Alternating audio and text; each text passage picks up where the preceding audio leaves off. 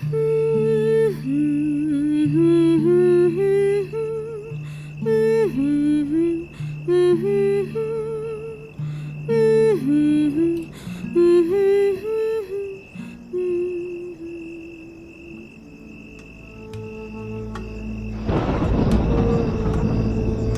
গ্রামে রাত নামলেই একটা অদ্ভুত শব্দ শোনা যায় গো। কেউ যেন মাটি ঘুরছে ধীরে ধীরে, আবার কখনো অস্থির ছন্দে। বুড়োরা বলে ওটা নাকি রক্তখাকির নতুন শিকার। রক্তখাকি মোহরের লোভ দেখিয়ে শিকারকে নিজের বশে এনে ফাঁদ পাতে, তারপর তার পুরো পরিবারটাকে গ্রাস করে নেয়। আর আর জানো এই সমস্ত কিছুর সূত্রপাত কোথা থেকে হয়?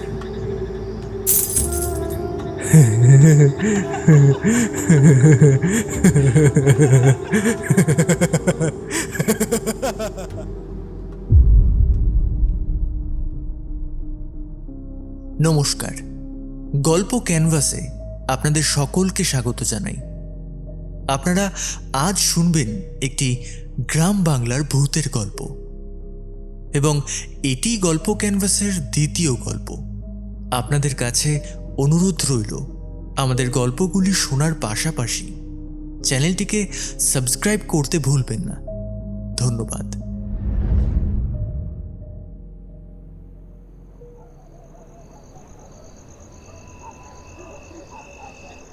প্ল্যাটফর্ম তখন ঘুটঘুটে অন্ধকারে ডুবে আছে।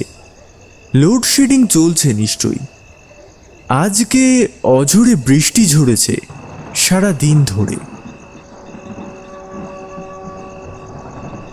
কিছু দূরে একটা চায়ের দোকানে টিমটিম করে জ্বলা হলদেটে হ্যারিকেনের আলো দেখা যাচ্ছে।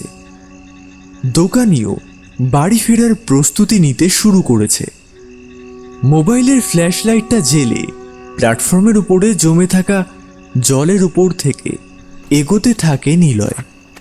ভেবেছিল এতটা পথ হয়তো আজ তাকে হেঁটেই বাড়ি ফিরতে হবে, কিন্তু সৌভাগ্যক্রমে স্টেশনের বাইরের শেডের নিচে একটা রিক্সা দাঁড়িয়ে থাকতে দেখল সে। রিক্সাওয়ালা স্যাঁতস্যাঁতে ঠান্ডার হাত থেকে বাঁচতেই হয়তো একটা বিড়ি ধরিয়েছে। নিলয়কে কাছে এসে দাঁড়াতে দেখে সে প্রশ্ন করল, কোথায় যাবেন বাবু? গলাটা বেশ খসখসে, যেন কাঠের উপরে শিরিষ কাগজ ঘষছে কেউ। বিড়িতে একটা লম্বা টান দিয়ে খুক খুক করে একটু কেশও নিল রিক্সাওয়ালা। নবীনপল্লী যাবেন? ওদিকে রাস্তা বড্ড খারাপ বাবু, তার উপর জলও জমে গেছে প্রায় হাঁটুর উপর। ঠিক আছে ঠিক আছে, তুমি ডবল ভাড়ায় নিও ওখানে। এখন চলো তাড়াতাড়ি।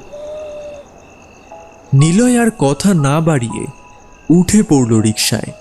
বৃদ্ধ রিক্সাওয়ালা বিড়িতে শেষ টান দিয়ে রিক্সার প্যাডেলে পা রাখল। রাস্তার জমা জলে রিক্সার চাকা অর্ধেক ডুবে যাচ্ছে। লোকটা আলকাত্রার মতো ঘন কালো অন্ধকারে প্রায় আন্দাজেই রিক্সা চালিয়ে নিয়ে যাচ্ছে।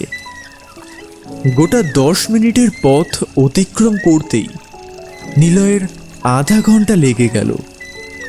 বাড়ির কাছাকাছি পর্যন্ত পৌঁছতেই পারল না সে। এত খারাপ রাস্তায় রিক্সা চালাতে খুবই অসুবিধা হচ্ছে বৃদ্ধ চালকের। পাড়ার মোড়ের কাছে এসে নিলয় রিক্সা থেকে নেমে পড়ে। এটুকু পথ সে হেঁটেই চলে যাবে। সে রিক্সাওয়ালার হাতে একটা 50 টাকার নোট ধরিয়ে দিয়ে বলল, এটা রাখুন। বাড়তি টাকা লাগবে না বাবু, যেটা ভাড়া সেটাই দিন। রিক্সাওয়ালা আপত্তির সুরে বলল। নিলয় রিক্সা চালকের সততা দেখে খুশি হয়। আমার কাছে খুচরো নেই কাকা, আপনি ওটা রেখে দিন। মাথা নাড়ে বৃদ্ধ। দাঁড়ান, আমি খুচরো দিচ্ছি। এই বলে পকেট আর ঝোলা হাতরে সে কয়েকটা কয়েন বার করে নিলয়ের হাতে দেয়। তারপর আর এক মুহূর্তও সেখানে দাঁড়ায় না। নিলয় খুচরো পয়সাগুলো বুক পকেটে ভরে ঘরের দিকে পা বাড়ায়। বাড়ি ফিরে হাত পা ধুয়ে যখন নিলয় ঘরে ঢোকে, পোশাক পাল্টাতে গিয়ে কয়েনগুলো তার হাতে আসে। সেগুলো টেবিলের উপরে নামিয়ে রাখতে গিয়েই বেশ অবাক হয় নিলয়। সে যেটাকে অন্ধকারে 10 টাকার কয়েন বলে মনে করেছিল, সেটা আসলে অদ্ভুত দেখতে একটা তামার কয়েন। প্রথমটায় নিলয়ের খুব মাথা গরম হয়ে গেল। যাকে সে একজন সৎ মানুষ বলে ভেবেছিল, সে এমন জালিয়াত, একটা কি ভুলভাল কয়েন গুছিয়ে দিয়ে গেল তাকে। কিন্তু কয়েনটা হাতে নিয়ে নাড়াচাড়া করতে করতে মুখে একটা চওড়া হাসি ফুটল তার। দুষ্প্রাপ্য এবং দেশ বিদেশের কয়েন জমানোটা নিলয়ের ছোটবেলার শখ। এই তামার কয়েনটা দেখতে বেশ অন্যরকম। এক পিঠে পদ্ম পাতায় আশ্বিন বিদ্ঘুটে চেহারার কোনো দেবী বা অপ্সরার মূর্তি, আর অন্য পিঠে দুর্বোধ্য ভাষায় কোনো অক্ষর বা সংখ্যা দেখা যাচ্ছে। এমন কয়েন সে আগে কখনোই দেখেনি। খুশি মনে সেটা তার সংগৃহীত কয়েনের বাক্সে রেখে ঘুমিয়ে পড়ল সে।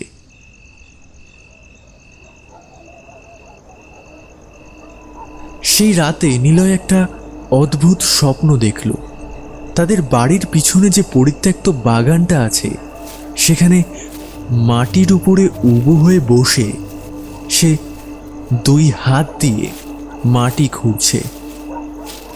উস্কো খুস্কো চুলদাড়ি, উদ্ভ্রান্ত মতো চেহারা, চোখের মনেই ঘোলাটে। সাদা অংশটায় যেন রক্ত জমাট বেঁধে আছে।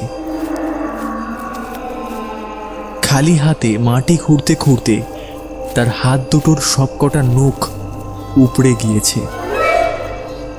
রক্তে ভিজে যাচ্ছে মাটি, কিন্তু নিলয়ের সেদিকে ভ্রুক্ষেপ নেই। সে যেন কোনো যন্ত্রণাই টের পাচ্ছে না। এক মনে সে মাটি খুঁড়েই চলেছে। একসময় তার হাতে উঠে এলো লাল কাপড়ে মুখ বাঁধা একটা কলস। নিলয়ের চোখ দুটো ঠিকরে বেরিয়ে আসছে। কলসটা হাতে নিয়ে উন্মাদের মতো অট্ট হাসিতে ফেটে পড়ল সে। এক টানে খুলে ফেলল কলসের মুখে বাঁধা লাল শালু কাপড়ের টুকরোটা। ভিতরে ঝকঝক করে উঠল অগুন্তি মোহর। এক দৃষ্টে সেই মোহরের দিকে তাকিয়ে আছে নিলয়। তার গলা শুকিয়ে আসছে। প্রচণ্ড তৃষ্ণায় তার বুক ফেটে যাচ্ছে। একটু জলের খুব প্রয়োজন, অথচ সেই মোহরের দিক থেকে চোখ সরাতে পারছে না সে। জল, জল, আমাকে একটু জল দেবে? বিকট গোঙাতে গোঙাতেই ঘুম ভেঙে গেল নিলয়ের। ঘড়ির কাঁটা জানান দিচ্ছে এখন রাত 3টে বাজে। হাতড়ে হাতড়ে পাশের টেবিল থেকে জলের বোতলটা তুলে নিয়ে এক নিমেষে অনেকটা জল খেল নিলয়। এখনো বুকের ভিতরে ধড়ফড় করছে তার। সারা শরীরটা ঘামে ভিজে গেছে। ঘুম ভাঙার পরেও যেন তার মনের মধ্যে দুঃস্বপ্নের রেশটা রয়ে গেছে। এটাকে কি ঠিক দুঃস্বপ্ন বলা যায়? মনে মনে ভাবে নিলয়। এ সব ওই রিক্সাওয়ালার দেওয়া কয়েনের দোষ। শোবার আগে ওই অদ্ভুত কয়েনটা নিয়ে এত ভেবেছে বলেই হয়তো এমন একটা অদ্ভুত স্বপ্ন দেখল সে। বদ্ধ ঘরের আবহাওয়াটা যেন বড্ড গুমোট হয়ে আছে। বাইরে বৃষ্টি পড়ছে। জানলা খোলা যাবে না। ফ্যানের স্পিডটা ফুল করে দিয়ে আবার শুয়ে পড়ল সে। বাকি রাতটুকুতে তার আর ঘুমের ব্যাঘাত ঘটেনি।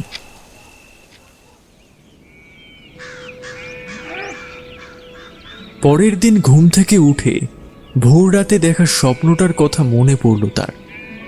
স্বপ্নে যেরকম দেখেছিল সেরকম জায়গাটা সত্যিই আছে কিনা দেখার কৌতূহল জন্মালো তার মনে। কি ভেবে ব্রাশ করতে করতেই বাগানের দিকে চলে গেল নিলয়। জলকাদায় একেবারে থকথকে হয়ে রয়েছে বাগানের মাটি, চটি আটকে যাচ্ছে বারবার। তাই কৌতূহল থাকলেও বিরক্ত হয়ে ঘরে ফিরে গেল সে। এরপর কাজের চাপে ওই কয়েনটার কথা মাথা থেকেই বেরিয়ে গেল তার। তাছাড়া এরকম স্বপ্নকে খুব একটা পাত্তা দেওয়ার ছেলেও সে নয়।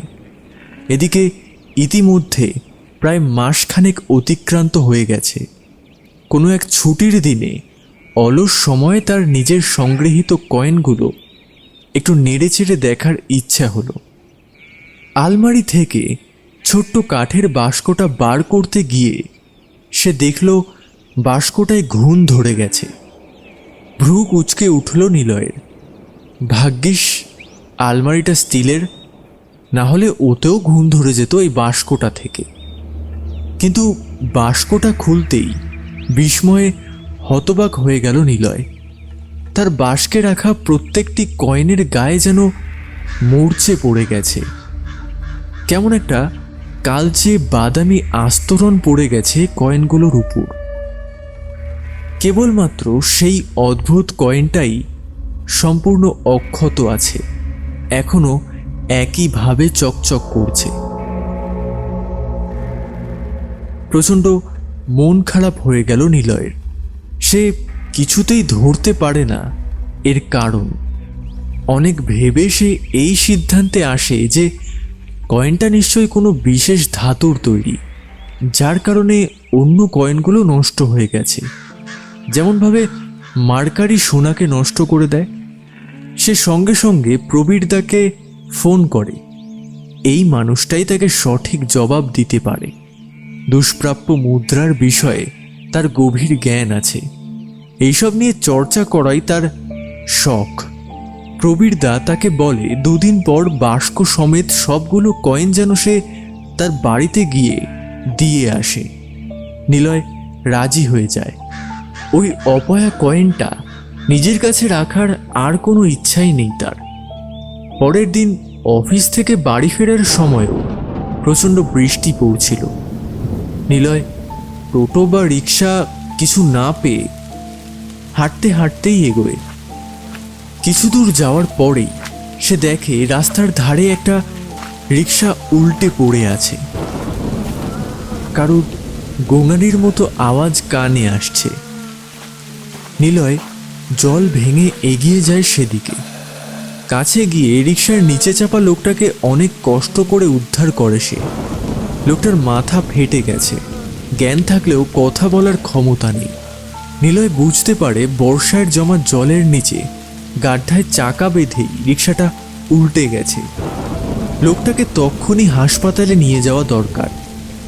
সে কোনো মতে রিক্সা সোজা করে লোকটাকে তাতে চাপিয়ে নিজেই প্যাডেল করে তাকে হসপিটালে পৌঁছে দেয়। পরের দিন অফিসে গিয়ে নিলয় জানতে পারে যে জরুরি কাজে তাকে কিছুদিনের জন্য বাইরে চলে যেতে হবে। তাই বাড়ি ফিরেই সে আগে প্রবীরদার বাড়ি গিয়ে কয়েনের বাক্সটা দিয়ে আসে।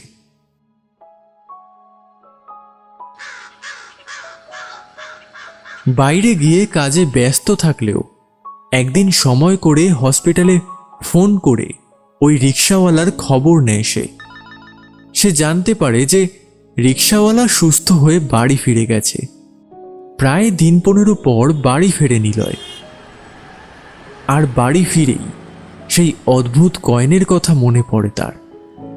সে প্রবীরদাকে ফোন করে, কিন্তু ফোনটা কেউ রিসিভ করে না। বেশ কয়েকবার চেষ্টা করেও তাকে ফোনে পায় না নিলয়। অগত্যা সে ঠিক করে কাল অফিস থেকে তাড়াতাড়ি বাড়ি ফিরতে পারলে সে একবার সরাসরি প্রবীরদার বাড়ি চলে যাবে। কিন্তু সেখানে তার জন্য যে ভয়ঙ্কর খবরটা অপেক্ষা করেছিল সেটা শোনার জন্য সে আদৌ প্রস্তুত ছিল না। ভর সন্ধেবেলায় প্রবীরদার বাড়িটা অন্ধকারে ডুবে থাকতে দেখে সে আশপাশের লোকদের কাছে খোঁজ নিতে যায়। পাড়ার মোড়ের কাছে ক্লাবের সামনে ক্যারাম খেলছিল কয়েকজন। তাদের কাছে প্রবীরদা সম্বন্ধে জিজ্ঞেস করতেই কেমন সন্দিগ্ধ দৃষ্টিতে তাকালো নিলয়ের দিকে, যেন সে কোনো অপরাধ করে ফেলেছে।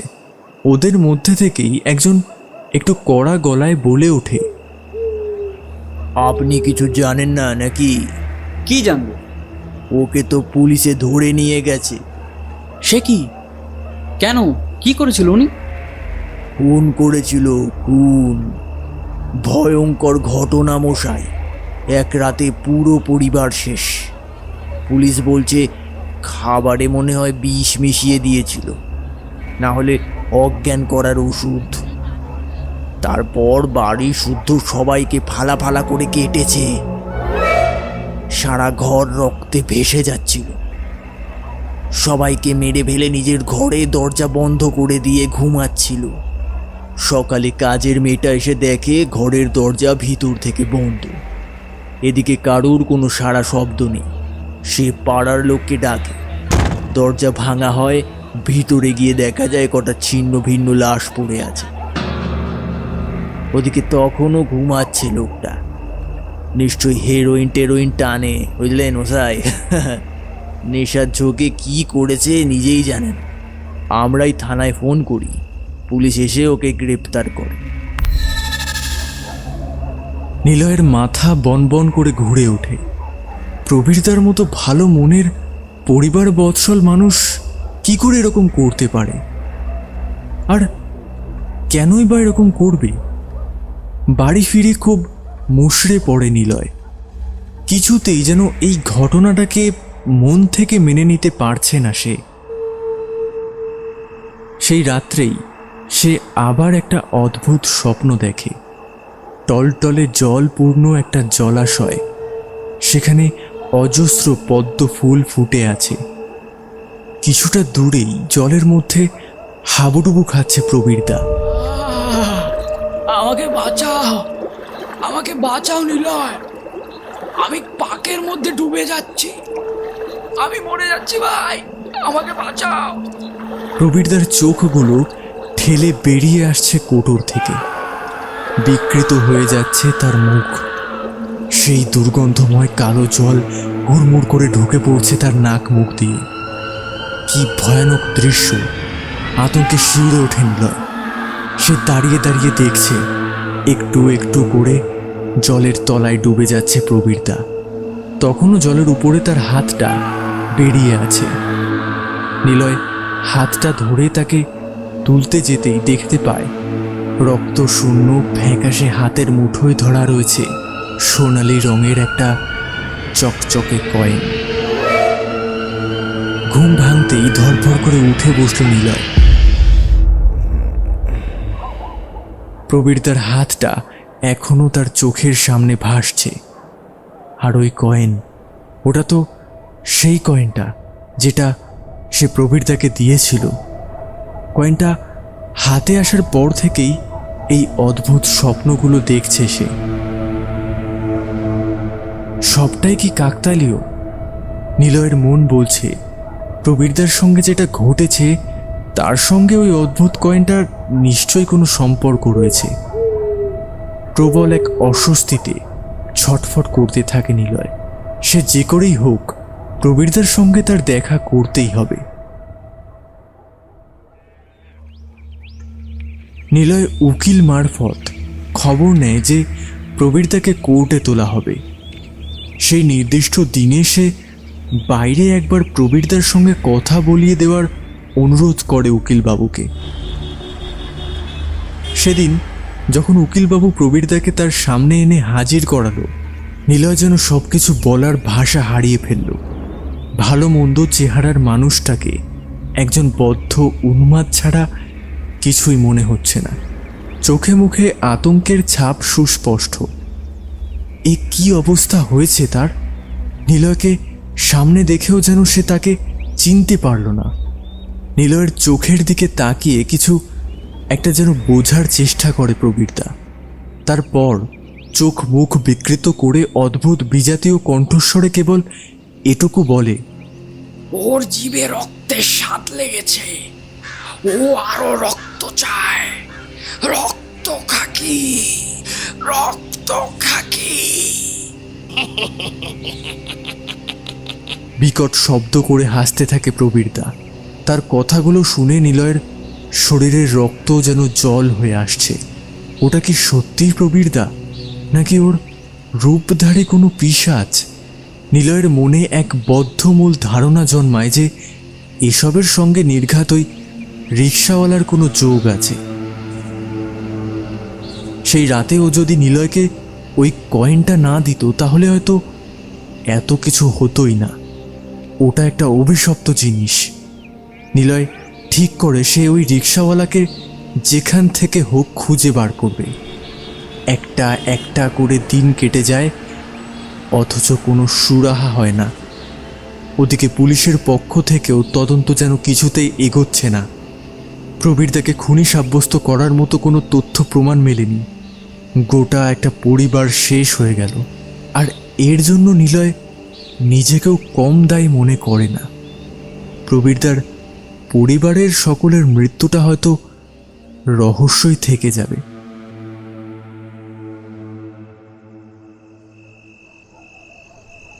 বহুদিন পর আজ আবার শেষ ট্রেনে ফিরছে নিলয়, কিন্তু সে আশাই করতে পারেনি যে স্টেশনের বাইরে সেই রিক্সাওয়ালার সঙ্গে তার দেখা হয়ে যাবে। লোকটা নিলয়কে দেখতে পেয়ে ছুটে এসে তার পা জড়িয়ে ধরল। আমায় আমায় ক্ষমা করে দেন বাবু, আমি অনেক বড় ভুল করেছি বাবু। আমি আপনার ক্ষতি করতে চেয়েছিলাম, আর আপনি কি না আমার প্রাণ বাঁচিয়েছেন। আমি আপনার চিনতেই পেরেছিলাম বাবু, কিন্তু কিছু বলার শক্তি ছিল না আমার। সেদিন যদি আপনি আমাকে হসপিটালে না নিয়ে যেতেন তাইলে তো আমি আর মরেই যেতাম বাবু। আমাকে ক্ষমা করে দেন বাবু, আমাকে ক্ষমা করে দেন। চমকে ওঠে নিলয়। তার মানে তার সন্দেহই ঠিক ছিল। আমার পা ছাড়ো। তুমি যদি অন্যায় করে থাকো তার শাস্তিও তোমাকে পেতে হবে। আমি শুধু জানতে চাই তুমি কেন আমার ক্ষতি করতে চেয়েছিলে। আমি তো তোমাকে চিনিও না। এমন কি করেছিলাম আমি যে তুমি আমায় ক্ষতি করতে চাইলে? বৃদ্ধ দু হাত জড়ো করে বলে ওঠে, আমায় একটু বলার সুযোগ দেন বাবু, আমি আপনাকে সব বলবো। তাতে যদি আমার পাপের বোঝা একটু কমে। নিলয় বৃদ্ধকে তুলে পাশের বেঞ্চে গিয়ে বসে। বৃদ্ধ বলতে থাকে, বাবু, সেদিন আমি আপনাকে খুচরো পয়সা দেওয়ার নামে একটা কয়েন দিয়েছিলাম। ওই পয়সাটা অভিশপ্ত বাবু। আমি আমার উপর আসা অভিশাপ আপনার উপর চালান করে দিতে চেয়েছিলাম। সে অনেক আগের কথা। আমি তখন স্টেশনে মুটেগিরি করতাম। একদিন এক বাবুর মালপত্র বয়ে দিলে সে আমাকে ওই কয়েনটা দিয়েছিল। প্রথমটায় আমি খেয়াল করিনি, পরে যখন বুঝলাম তখন ট্রেন ছেড়ে দিয়েছে। আমি কয়েনটা নিজের কাছেই রেখে দিলাম। সেই রাতেই আমি স্বপ্ন দেখলাম যে আমার বাড়ির পিছনে এক ঘোড়া মোহর পোতা আছে মাটিতে, কিন্তু আমি লোভে পড়ে মাটি খুঁড়ে সত্যিই সেই মোহর খুঁজে পেলাম, কিন্তু কাউকে কিছু বললাম না। আমরা মরা গরিব বাবু। বউ জানতে পারলে 10 কান করবে কথাটা, তাই ওটাকে ঘরে এনে ভাঙাচোরা জিনিসের মধ্যে লুকিয়ে রাখলাম। 2 দিন পর আবার একটা স্বপ্ন পেলাম। দেখলাম ওই ঘোড়ার ভিতর থেকে কারুর কথা ভেসে আসছে।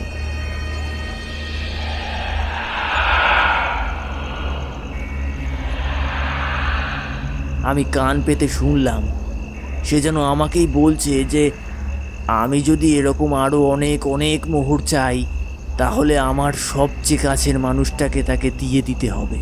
প্রথমে ওই কথা শুনে আমি আঁতকে উঠেছিলাম, কিন্তু তারপরেই মনটা যেন কিভাবে বদলে গেল বাবু। লোভ হয়েছিল আমার, প্রচণ্ড লোভ। আমি তখন আর মানুষ ছিলাম না বাবু। ঘরের মধ্যে থেকে ওই পিশাচটা আমায় বলল আমি যেন আমার প্রিয় মানুষের একটা জিনিস ওকে এনে দিই, তাহলে কাজ হয়ে যাবে। ঘুম ভেঙে গেল। পাশে আমার বউ মিনতি ঘুমিয়ে কাঁদা। সে ছাড়া আমার নিজের বলতে আর কেউ ছিল না। ঠিক বেঠিক কিছু বুঝিনি বাবু। ওই পিশাচের কথায় নিজের বুদ্ধি শুদ্ধি হারিয়ে আমার ঘুমন্ত বউটার মাথার এক গোছা চুল কেটে এনে ওই ঘোড়ার সামনে দাঁড়িয়ে বললাম, এনেছি, আমি এনেছি, এই নাও, আর দাও, আমার মোহর দাও। ঘোড়াটা নড়তে শুরু করলো।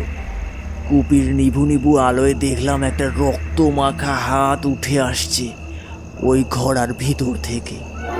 ধারালো নখগুলো থেকে ফোঁটা ফোঁটা রক্ত ঝরে পড়ছে, যেন এই মাত্র কোনো রক্ত মাংসের জীবকে ফালা ফালা করে এসেছে ওই হাত।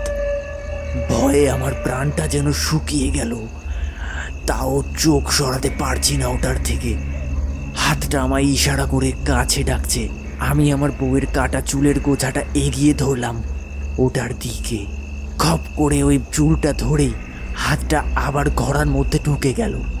তারপর আমার আর জ্ঞান ছিল না। সকালে পাড়াপড়শির চিৎকারে ঘুম ভাঙল। বাইরে গিয়ে দেখি উঠোনের আম গাছটা থেকে গলায় দড়ি দিয়ে ঝুলছে আমার বউ মিনতি। হুঁশ ফিরল। বুঝতে পারলাম কিভাবে আমায় বশ করে নিয়েছিল ওই পিশাচটা। বুক চাপড়ে কাঁদলাম যে আমিই মেরেছি আমার বউকে। আর তো কিছুই করার ছিল না। পুলিশ এসে আমায় ধরে নিয়ে গেল। জেল হলো। অনেক বছর কেস চলল, কিন্তু আমার বিরুদ্ধে কোনো প্রমাণ পাওয়া যায়নি। তাই আমার আর কোনো শাস্তি হলো না। তবে জানেন, জেলেও ওই পিশাচটা আমার পিছন ছাড়েনি। রোজ ঘুম থেকে উঠে দেখতাম আমার বালিশের নিচে ওই কয়েনটা। আমি রোজ ওটাকে দূর করে ফেলে দিতাম ড্রেনের মধ্যে। তাও রোজ ওটা ফিরে আসতো। আর ওই ঘোড়াটা, ওটার কি হয়েছিল? নিলয় জানতে চায়। ওরা ছেড়ে দেওয়ার পর বাড়ি ফিরে আমি ওই ঘোড়াটার কোথাও খুঁজে পাইনি। পুলিশ ওটা পেয়েছিল নাকি অন্য কেউ ওটা নিয়ে গেছে আমি জানি না। ওসব ভুলে আমি আবার নতুন করে জীবনটা শুরু করলাম। কিছু জমানো টাকা দিয়ে আর লোকের কাছের থেকে ধার দেনা করে রিক্সা কিনলাম। কিন্তু ও যে কিছুতেই আমার পিছন ছাড়ছিল না বাবু। রোজ রাতে ওই পিশাচটা আমার স্বপ্নে আসতো, আমায় লোভ দেখাতো। ভয়ে আমি ঘুমোতে পারতাম না। আমি আর পারছিলাম না বাবু। কত তাবিজ কবজ করেছি, কিচ্ছু লাভ হয়নি। তারপর একদিন একটা কথা মনে হলো, আমি তো নিজে থেকেই এই কয়েনটা আনিনি, কেউ একজন আমায় দিয়েছিল। তার মানে হয়তো সেই লোকটা নিজের অভিশাপ থেকে মুক্তি পেতে আমাকে ওই পিশাচের হাতের বন্দি করে দিয়ে গেছে। তাই ভাবলাম আমিও যদি ওটা কাউকে দিয়ে দিই, তাহলে হয়তো আমি এ যাত্রায় রক্ষে পাব। সেই দিনই আপনি আমার রিকশায় উঠলেন, আর আমি ছল করে আপনাকে ওই কয়েনটা গুছিয়ে দিলাম। কিন্তু বিশ্বাস করেন বাবু, তারপর থেকে পিশাচের ছায়া আমার জীবন থেকে সরে গেলেও আমার মনে কোনো শান্তি ছিল না। দিন রাত মনে হতো আমি খুব অন্যায় করেছি, সেই অন্যায়ের শাস্তিও হয়তো পেতাম। কিন্তু আপনি আমায় রক্ষা করলেন। হসপিটাল থেকে বেরোনোর পরই আমি আপনাকে খুঁজেছি। কোথাও যদি আপনাকে দেখতে পাই, আপনার বাড়িও তো চিনি না, কিন্তু আজ আপনাকে সামনে দেখতে পেয়ে আমি আর নিজেকে সামলে রাখতে পারলাম না বাবু। আমি যা বলেছি সব সত্যি কথা বাবু। আমি অন্যায় স্বীকার করছি আপনার কাছে বাবু। আমার কথা শুনুন, আপনি ওই কয়েনটা কাউকে দিয়ে দিন। চোর জোচ্চোর বদমাস যাকে হোক দিয়ে দেন, তাহলে আপনিও বেঁচে যাবেন, আর অন্য কোনো নির্দোষ মানুষও ওই পিশাচের পাল্লায় পড়বে না। কথা শেষ করে গলায় জড়ানো গামছায় চোখ মুছতে থাকে রিকশাওয়ালা। চোখে জল নামে নিলয়ের প্রবীরদার জন্য। প্রবীরদার সঙ্গে কি ঘটেছে, কেন ঘটেছে, এতদিনে সব প্রশ্নের উত্তর পেয়ে গেছে নিলয়। সে যদি ওই কয়েনটা প্রবীরদাকে না দিত, তাহলে আজ একটা গোটা পরিবার এইভাবে শেষ হয়ে যেত না। প্রবীরদার মতো শিক্ষিত বিচক্ষণ একজন মানুষ এভাবে পাগল হয়ে যেত না। একটা দীর্ঘশ্বাস ছেড়ে সে বলে ওঠে, কয়েনটা আমার কাছে নেই। তোমার ওই পিশাচের অভিশাপ আমার উপর লাগেনি কাকা। আপনি সত্যি বলছেন? আপনি কোনো স্বপ্ন পাননি? পেয়েছিলাম, কিন্তু বিশ্বাস করিনি। যদি করতাম তাহলে হয়তো তোমারই মতো অবস্থা হতো।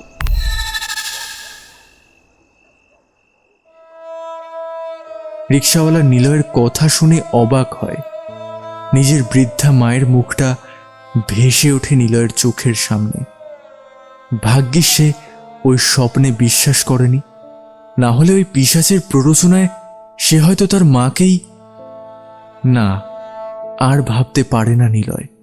কিছু একটা করতেই হবে তাকে প্রবীরদার জন্য।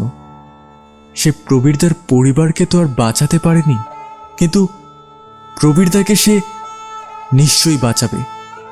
অভিশাপ থেকে নিশ্চয়ই মুক্ত করবে তাকে। রিকশাওয়ালার চোখে আশার আলো ফুটে ওঠে। বাবু, তাহলে কি ওই পিশাচের অভিশাপ একেবারেই কেটে গেল? দুদিকে মাথা নাড়ে নিলয়। না, কাটেনি। নিজের অজান্তেই আমি ওই অভিশাপ অন্য কারোর উপর চালান করে দিয়েছি। আর এখন আমাকেই তাকে উদ্ধার করতে হবে, তবেই হয়তো আমিও পাপমুক্ত হব। সেই রাতে বাড়ি ফেরার পর অনেকক্ষণ পর্যন্ত প্রবল এক অস্বস্তি নিয়ে সময় কাটালো নিলয়। কিছু একটা উপায় করতেই হবে তাকে। ভাবতে থাকে যে কিভাবে ওই অভিশাপকে চিরতরে শেষ করা যায়। অনেকক্ষণ ভাবার পর অবশেষে পথ দেখতে পেল না সে। তবে তার আগে তাকে এখন ওই কয়েনটা উদ্ধার করতে হবে, আর প্রবীরদার সাহায্য ছাড়া সেটা কখনোই সম্ভব নয়। নিলয় সিদ্ধান্ত নেয় তাকে আবারও প্রবীরদার সঙ্গে দেখা করতেই হবে। পরের দিন অনেক কাঠখড় পুড়িয়ে উপর মহলের কর্তা ব্যক্তিদের বদান্যতায় জেলের মধ্যেই প্রবীরদার সঙ্গে সাক্ষাতের একটা ব্যবস্থা করা গেল। দ্বিতীয়বার মানুষটাকে মুখোমুখি হওয়ার সময় মানসিকভাবে প্রস্তুতি ছিল নিলয়।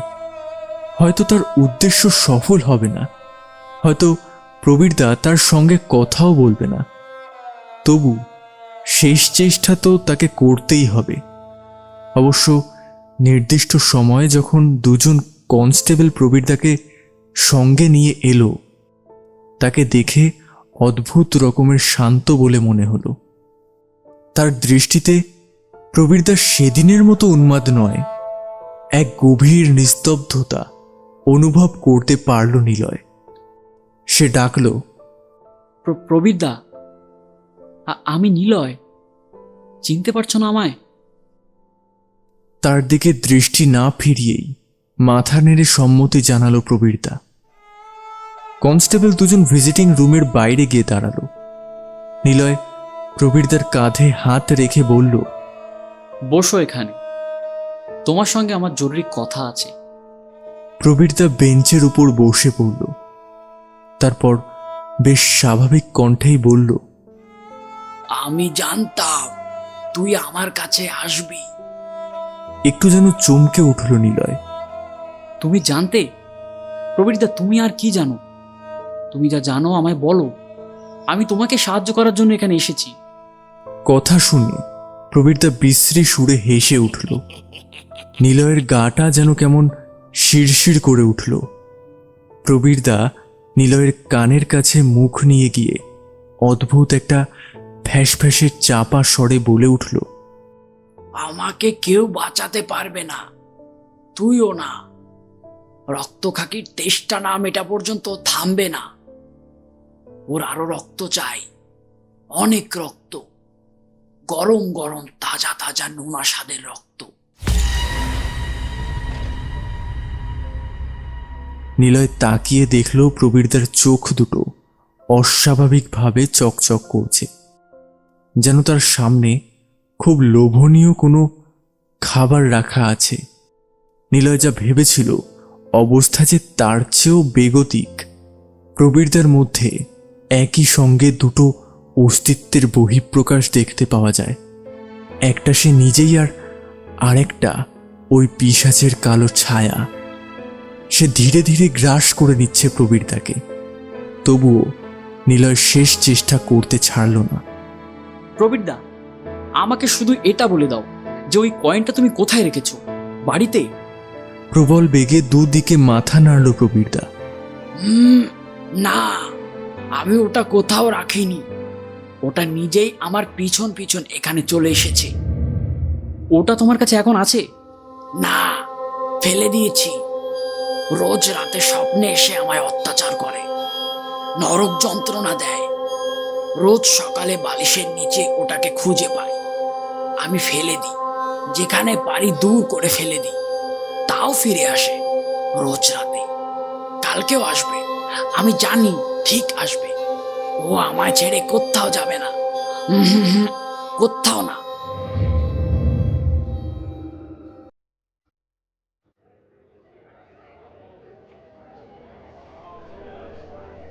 দুলে দুলে সুর করে কথাগুলো বলে গেল প্রবীরদা। নিলয় যেন আশাই করেছিল যে প্রবীরদা এরকম কিছু একটাই বলবে। একটা আশার আলো দেখতে পেল যেন। প্রবীরদা, আমার কথাটা শোনো, আমার কথাটা শোনো। পরশুদিন তোমায় আবার কোর্টে তোলা হবে। তুমি ওই দিন সকালে কয়েনটা পেলে আর ফেলে দেবে না, মনে থাকবে তো? তুমি ওটা যেভাবেই হোক না কেন লুকিয়ে রেখে দেবে তোমার কাছে। আমিও কোর্টে যাব, যে কোনো সুযোগে ওই কয়েনটা আমাকে দিয়ে দিতেই হবে তোমায়।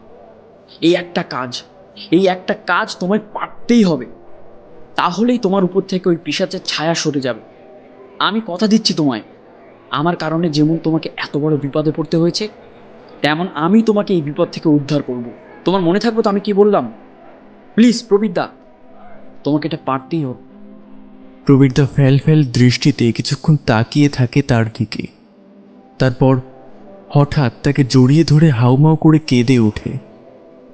তার কান্নার আওয়াজেই সম্ভবত কনস্টেবল দুজন ভিতরে ঢুকে আসে।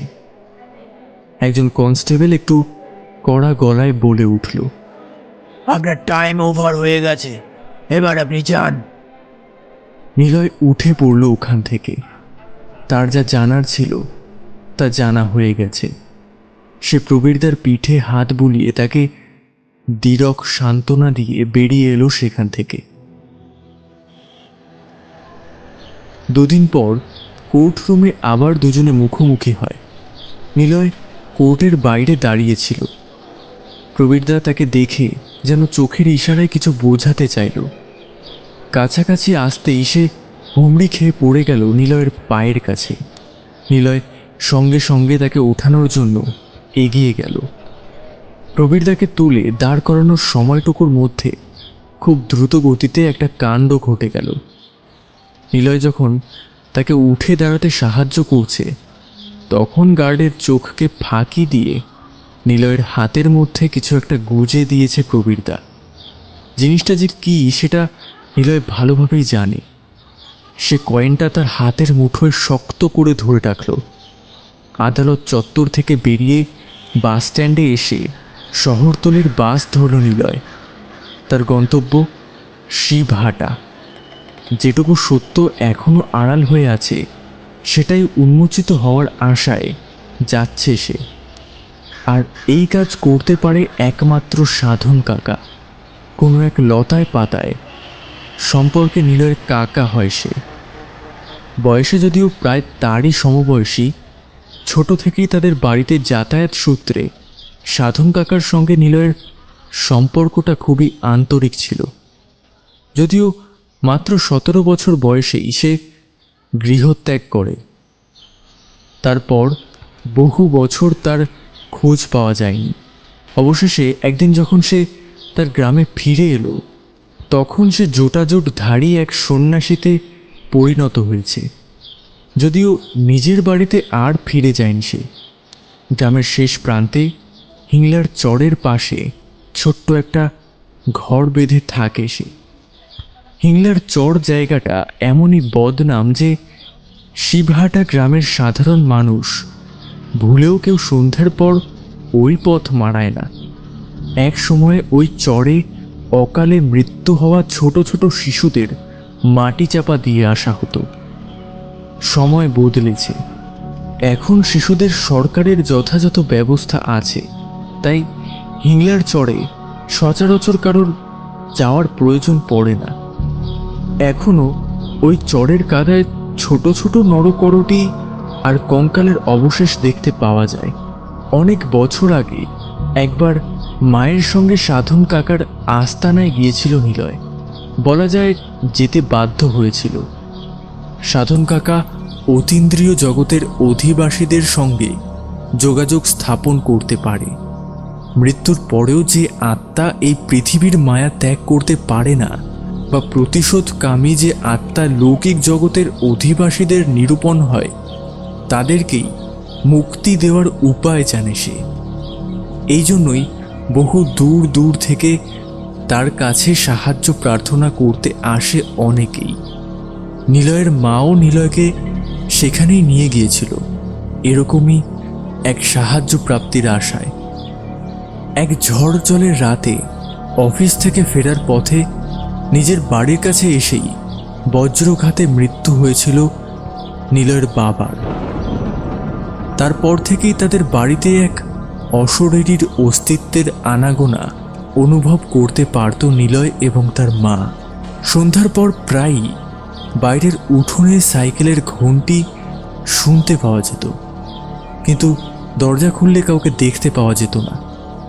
মাঝে মধ্যেই রাত বিরেতে কলতলা থেকে জলের শব্দ শুনতে পাওয়া যেত, অথচ গিয়ে দেখা যেত চাতাল একেবারে শুকনো।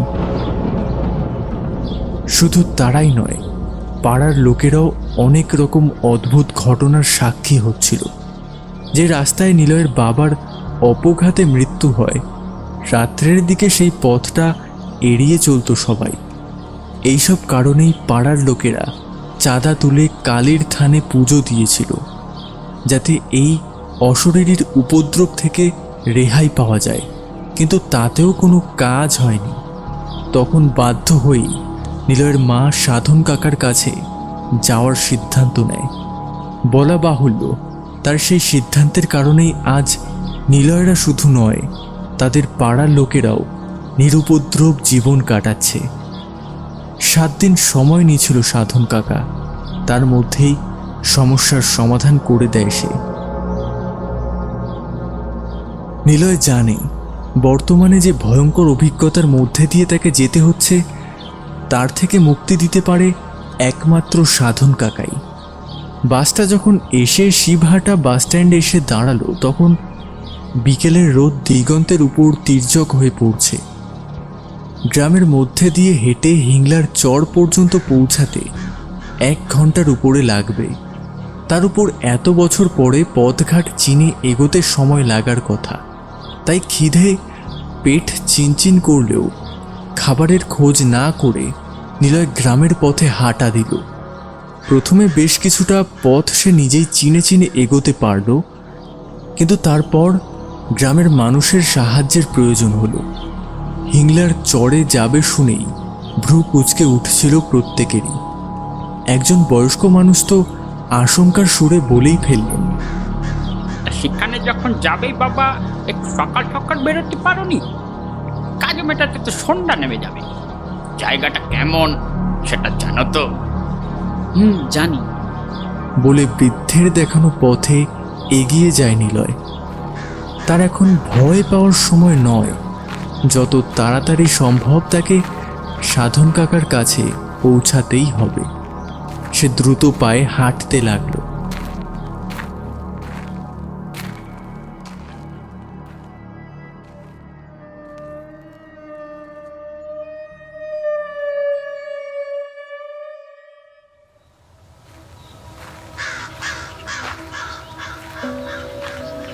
গ্রামের সীমানা শেষ হয়ে গেছে। কখনো ধুধু মাঠ, কখনো আলপথ বেয়ে হিংলার চরের দিকে এগিয়ে যাচ্ছে সে। অবশেষে যখন সাধন কাকার কুটিরটা দেখতে পাওয়া গেল, তখন সূর্য তার শেষ আলোর রেখাটুকু নিয়ে ডুব দিচ্ছে বেগুনি রঙা দিগন্তের কাছে। এখনো দিনের আলো থাকলেও এর মধ্যেই পরিবেশটা কেমন একটা যেন গা ছমছমে হয়ে উঠেছে।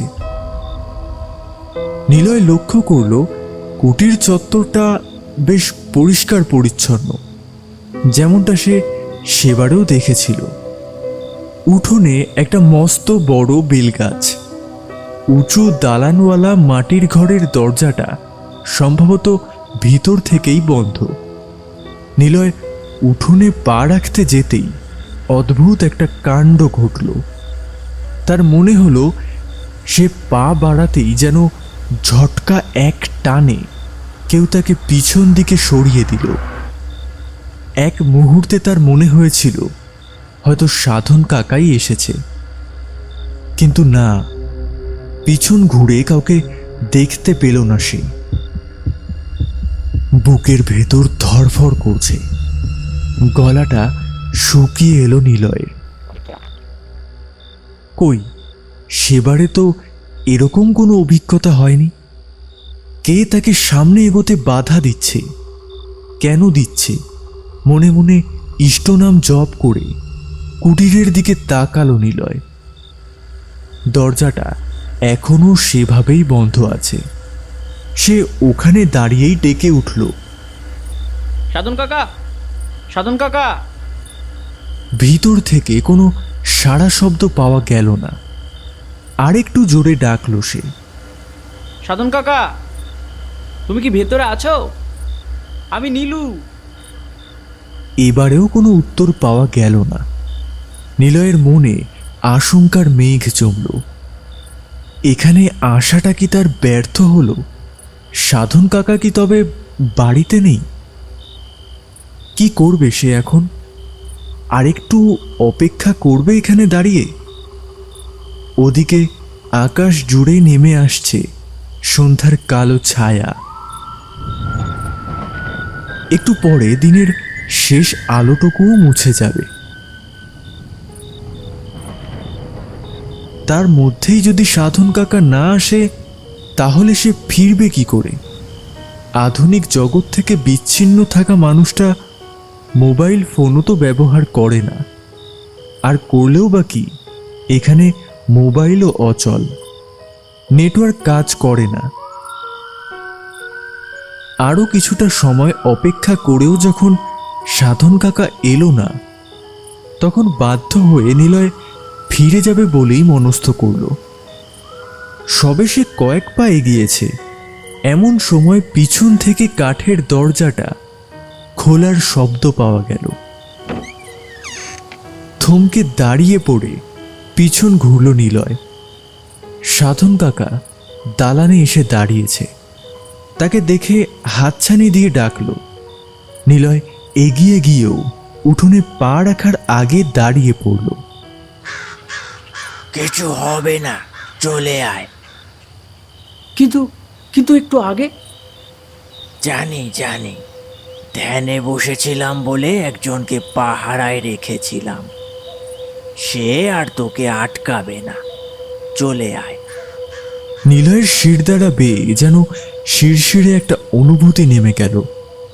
তার বুঝতে বাকি নেই যে কে বা কি তাকে ভিতরে যেতে বাধা দিচ্ছিল। সাধন কাকা তাকে ঘরের ভিতরে নিয়ে গেল। নিলয় দেখল ঘরের মাঝখানে একটা নিভু নিভু ধুনি জ্বলছে। সাধন কাকা কিছুটা কর্পূর ছড়িয়ে দিল তাতে। আগুনটা আগের চেয়ে গনগনে হয়ে উঠল। নিলয়কে একটা শতরঞ্চিতে বসতে বলে প্রদীপ জ্বালাতে লাগলো সে। বাইরে তখন বেশ অন্ধকার নেমে এসেছে। সাধন কাকা ঘরের মধ্যে একটা প্রদীপ জেলে দিয়ে অন্য আরেকটা প্রদীপ বাইরের দাওয়ায় গিয়ে রেখে এলো। তারপর মাটির কলসি থেকে এক গ্লাস জল নিয়ে নিলয়ের দিকে এগিয়ে দিয়ে বলল, ক্লান্ত হয়ে গেছিস নিশ্চয়, খিদেও তো পেয়েছে ভালোই। হ্যাঁ, একটু ঠান্ডা হয়ে বস, তারপর তোর কথা শুনছি। বলতে বলতে ছোট্ট একটা কৌটো থেকে এলাচের মতো দেখতে একটা দানা নিলয়ের দিকে এগিয়ে দিয়ে বলল, এইটা মুখে দে, দিয়ে জল খা। নিলয়ের দানাটা মুখে দিয়ে এক ঢোক জল খেতেই এক নিমেষে যেন তার খিদেটাও উধাও হয়ে গেল। শরীরটাও সব ক্লান্তি ঝেড়ে ফেলে চাঙ্গা হয়ে উঠেছে। জিনিসটা সম্পর্কে জানবার কৌতূহল হলো তার। তবে সে জানে সাধন কাকা উত্তর দেবে না। কিরে, ঠিক লাগছে? জিজ্ঞেস করলো সাধন কাকা।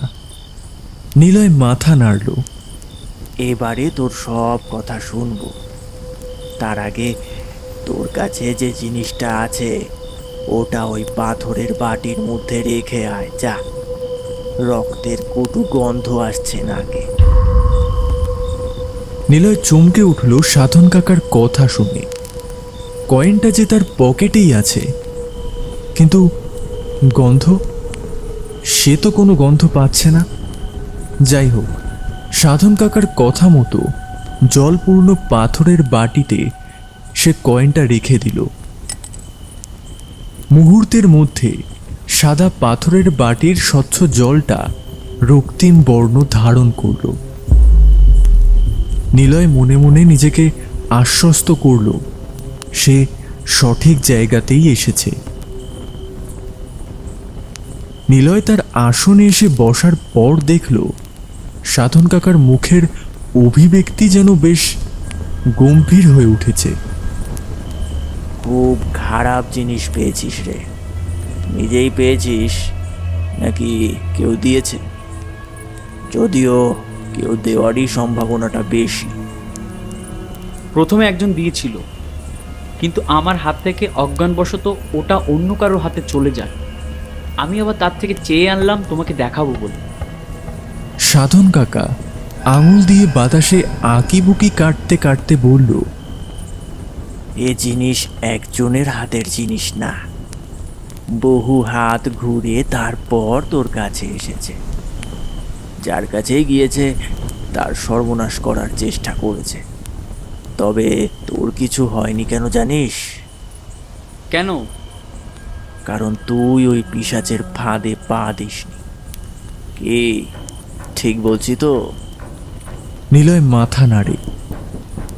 ঠিক, আমাকেও লোভ দেখানোর চেষ্টা করেছিল। আমি স্বপ্ন ভেবেই গুরুত্ব দিইনি। মৃদু হাসি ফুটে ওঠে সাধন কাকার ঠোঁটে। গুরুত্ব দিলেও ও তোর এমন কিছু ক্ষতি করতে পারতো না। তোর বাবার সেই কাজের সময় তোকে যে কবচটা দিয়েছিলাম সেটা নিশ্চয়ই খুলিসনি। না, ওটা যতক্ষণ তোর কাছে আছে কোনো অপশক্তিই তোর ক্ষতি করতে পারবে না, তা সে যতই শক্তিশালী হোক। নিলয় কৌতূহলী হয়ে জানতে চায়, অশরীরী মানেই যে খারাপ এমনটা নয়। আসলে কি জানিস, মানুষ যখন আত্মহত্যা করে বা অপঘাতে মারা যায় তখন তার প্রেতজনি প্রাপ্ত হয়, কারণ তার মনের বাসনাগুলো অপূর্ণ থেকে যায়। মৃত্যুর পরে সে জীবনের প্রতি মায়া কাটাতে পারে না, তখন সে সুস্থ দেহেই এই জগৎ ঘুরতে থাকে। তার যে মৃত্যু হয়েছে সে কথা সে বুঝতে পারে না বা মানতে চায় না। যে একটু রাজসিক অবস্থায় থাকে তাকে বলা হয় সূক্ষ্ম দেহ, আর যে তামসিক অবস্থায় থাকে সেই হলো প্রেত। তোকে যে ভিতরে আসতে বাধা দিয়েছিল সে এক সুষম দেহের অধিকারী। কিছুদিন হলো আমার কাছে এসে আশ্রয় নিয়েছে, সময় হলেই আবার চলে যাবে। তারপর কর্মফল অনুযায়ী 84 লক্ষ যোনির কোনো একটায় আবার জন্ম নেবে। তবে অতৃপ্ত আত্মা বা প্রেতের কিন্তু এত সহজে মুক্তি নেই, বিশেষ করে কেউ যদি তাকে বশ করে রাখে, যেমন তোর ওই কয়েনের প্রেতের সঙ্গে হয়েছে। কোনো নিচু স্তরের তান্ত্রিক নিজের স্বার্থ সিদ্ধির জন্য ওই প্রেতকে বশ করার চেষ্টা করেছিল, কিন্তু যে তন্ত্র দিয়ে সে ওই আত্মাকে বাঁধতে চেয়েছিল তার প্রয়োগের জন্য উচ্চ মার্গের তন্ত্র সাধনার প্রয়োজন হয়। তাই ওই কয়েনের সঙ্গে বাধা প্রেতকে ওই তান্ত্রিক নিজের বশে রাখতে পারে। তার শক্তি দিনে দিনে বাড়তেই থাকে। সে যতবার কারোর প্রাণ নেবে ততবারই আরো এক ধাপ বেশি শক্তিশালী হয়ে উঠবে। তাহলে কি ওকে থামানোর উপায় নেই? চিন্তিতভাবে জানতে চায় নিলয়। আছে, নিশ্চয়ই আছে, কিন্তু সেটা করতে গেলে আগে জানতে হবে যে কিভাবে ওই প্রেতকে বশ করা হয়েছিল। আমিও জানতে চাই। মানে? ভ্রু কুঁচকে জিজ্ঞেস করলো সাধন কাকা। মানে আমিও দেখতে চাই যে কি ঘটেছিল। তুমি তো দেখাতে পারো, আমাকে দেখাবে? সাধন কাকা একটু ভেবে উত্তর দিল। তা তো দেখাতে পারি, কিন্তু তুই সহ্য করতে পারবি তো? ভয় পাবি না তো? তুমি তো আছো, ভয় পাবো কেন? বেশ, বলছিস যখন দেখাবো, তবে খেয়াল রাখিস যতক্ষণ আমি ধ্যানে থাকবো তুই আমার হাত ছাড়বি না। যদি ভুল করে চোখ খুলে ফেলিস আর কিছু দেখতে পাস তাহলে ভয় পাবি না যেন। ওই সময় কিন্তু তোর ওই কবচ কাজ করবে না, তখন আমিই তোর কবচ। তোর চারপাশে যাই ঘটুক না কেন ভুলেও আমার হাত ছাড়বি না, মনে থাকবে?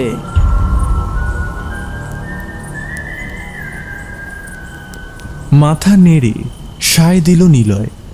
সাধন কাকা মেঝেতে একটা কম্বল বিছিয়ে দিল এবং নিলয়কে সেখানে বসতে বলল। ধুনিটাকে এনে সামনে রাখলো আর তাতে আরও একটু কর্পূর ছড়িয়ে দিল। আগুনের আঁচটা আবার গনগনে হয়ে উঠেছে। সাধন কাকা ঘর আর বাইরের প্রদীপ দুটো নিভিয়ে দিয়ে এলো। তারপর পাথরের বাটিটা থেকে কয়েনটা নিয়ে এসে নিলয়ের পাশে বসে পড়ল। ধুনির আগুনের আলোটুকু ছাড়া চারিদিক একেবারে অন্ধকার। ডান হাতে কয়েনটা মুঠোয় ধরে রেখে বাঁ হাত দিয়ে নিলয়ের ডান হাতটা ধরে পদ্মাসনে বসে চোখ বন্ধ করল সাধন কাকা, আর নিলয়কেও চোখ বন্ধ করার নির্দেশ দিল। এবারে সে মন্ত্রজপ করতে শুরু করেছে। নিলয় সেই মন্ত্রের অর্থ না বুঝলেও সাধন কাকার উচ্চারণের গুণে তার কানে বেশ শ্রুতিমধুর শোনায় শব্দগুলো। সাধন কাকা দুলছে, নিলয়ের শরীরও দুলুনি এসে গেল। বেশ একটা ঝিমঝিমে ভাব মাথার মধ্যে। হঠাৎই তার খেয়াল হলো তার ঠোঁট দুটো আপনা আপনি নড়ছে। ভালো করে খেয়াল করতে বুঝল সে নিজেও সাধন কাকার বলা মন্ত্রগুলো আউড়ে যাচ্ছে। কি আশ্চর্য, সে তো নিজে থেকে কিছু বলছে না, তার মানে সাধন কাকাই তার মুখ দিয়ে মন্ত্রগুলো বলিয়ে নিচ্ছে। এভাবে কতক্ষণ চলল নিলয় জানে না। 10টা মিনিট হতে পারে, আবার 2 ঘন্টা হওয়াও অস্বাভাবিক কিছু নয়। সময়ের হিসাব নেই তার। আচমকা হাতের উপর বেশ জোরে সাধন কাকার হাতের চাপ অনুভব করল নিলয়। ঠিক সেই মুহূর্তেই তার মনে হলো শরীরটা যেন অসম্ভব রকমের ভারী লাগছে। সোজা হয়ে বসে থাকতেও কষ্ট হচ্ছে তার। চারপাশের অন্ধকার যেন আরো গাঢ় হয়ে এসেছে। একটু আগে পর্যন্ত চোখ বন্ধ অবস্থাতেও ধুনির আগুনটা টের পাচ্ছিল নিলয়, কিন্তু এখন যেন কেউ কাপড়ে আলকাতরা মাখিয়ে তার চোখ বেঁধে দিয়েছে। ধুনি থেকে নির্গত কর্পূরের সুগন্ধ এতক্ষণ ঘরে ভেসে বেড়াচ্ছিল, কিন্তু এখন শুধুই একটা বিকট পোড়া গন্ধ। হঠাৎই শরীরে প্রবল একটা ঝাঁকুনি অনুভব করল নিলয়। তারপরেই শরীরটা যেন পালকের মতো হালকা হয়ে ভেসে উঠল। তারপরই তার চোখের সামনে ফুটে উঠল একটা দৃশ্য, অথবা বলা যায় সে নিজেই যেন এক অন্য জায়গায় গিয়ে উপস্থিত হলো।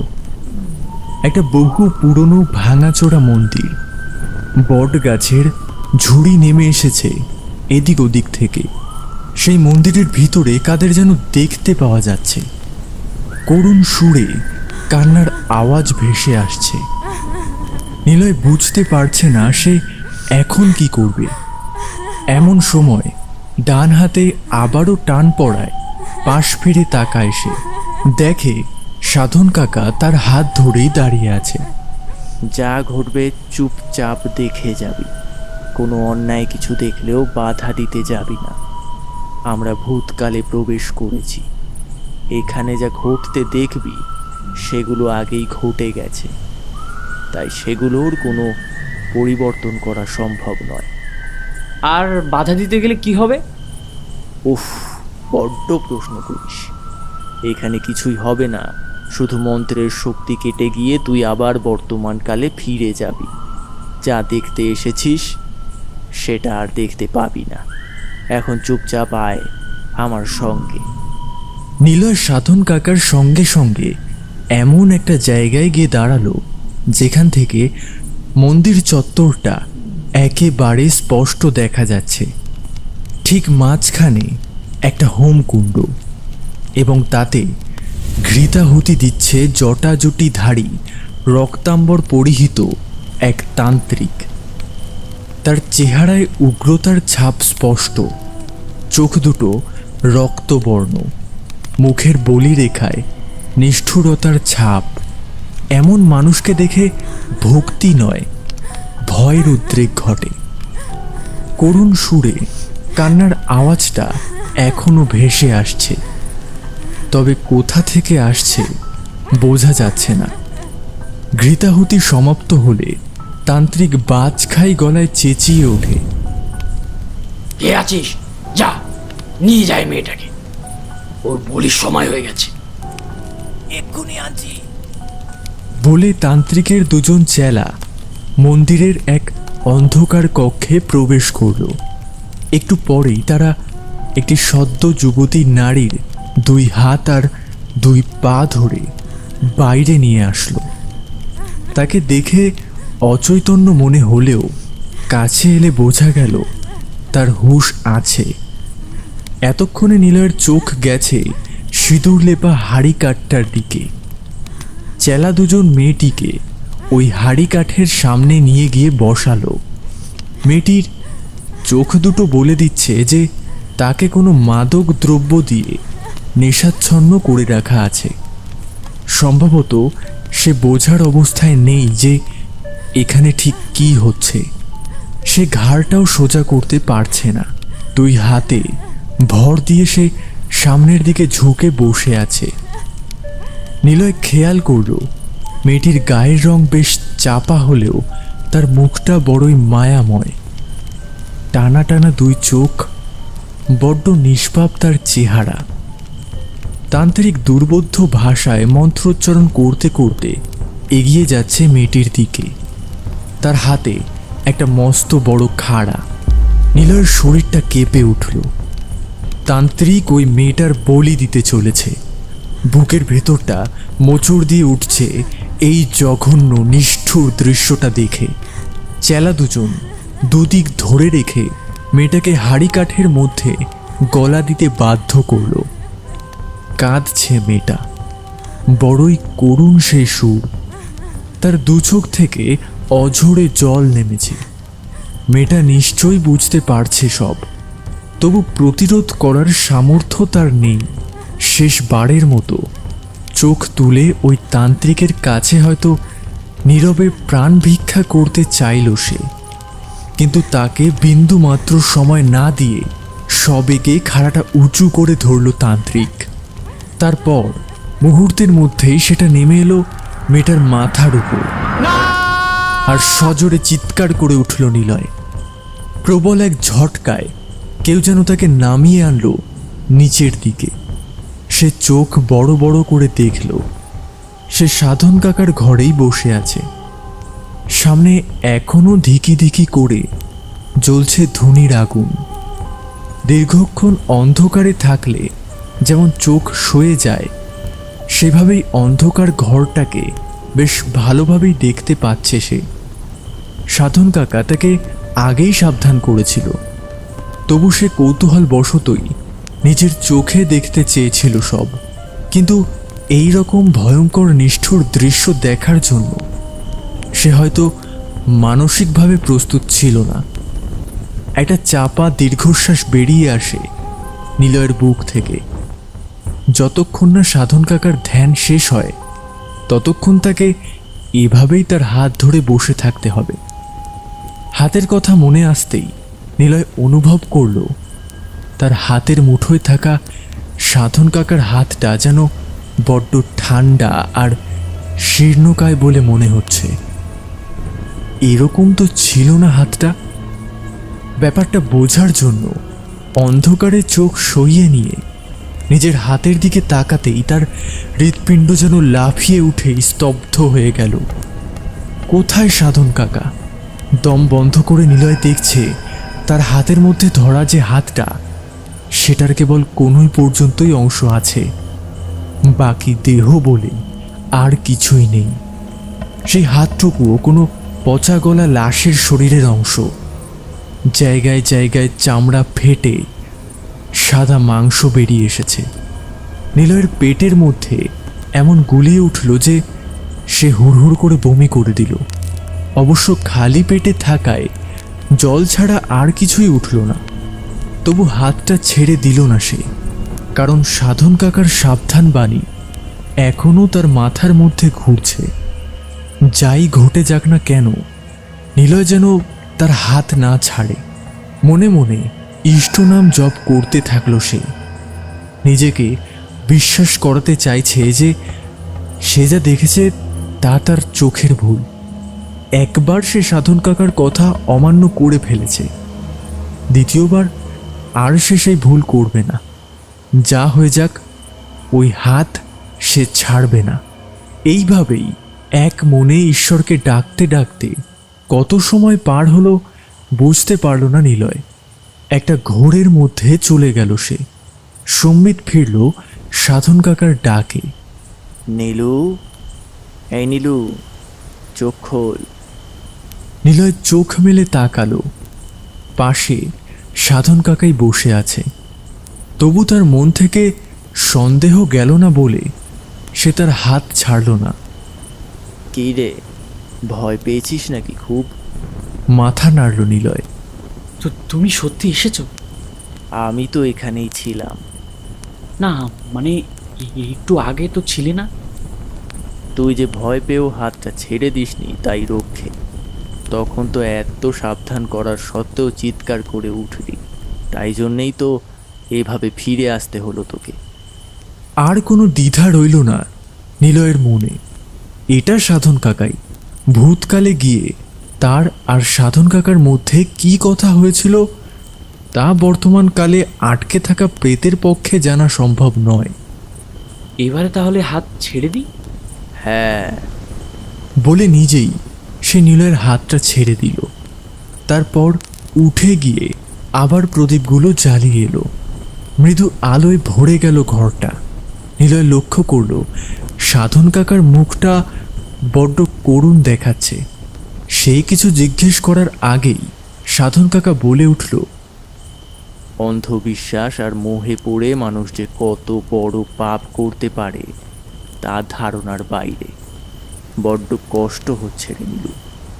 কত আত্মা, কত প্রেতের সঙ্গে সময় কাটিয়েছি, তাদের সম্পর্কে জেনেছি, কিন্তু আজ যা জানলাম তারপর নিজেকে মানুষ বলে ভাবতেও ঘেন্না লাগছে।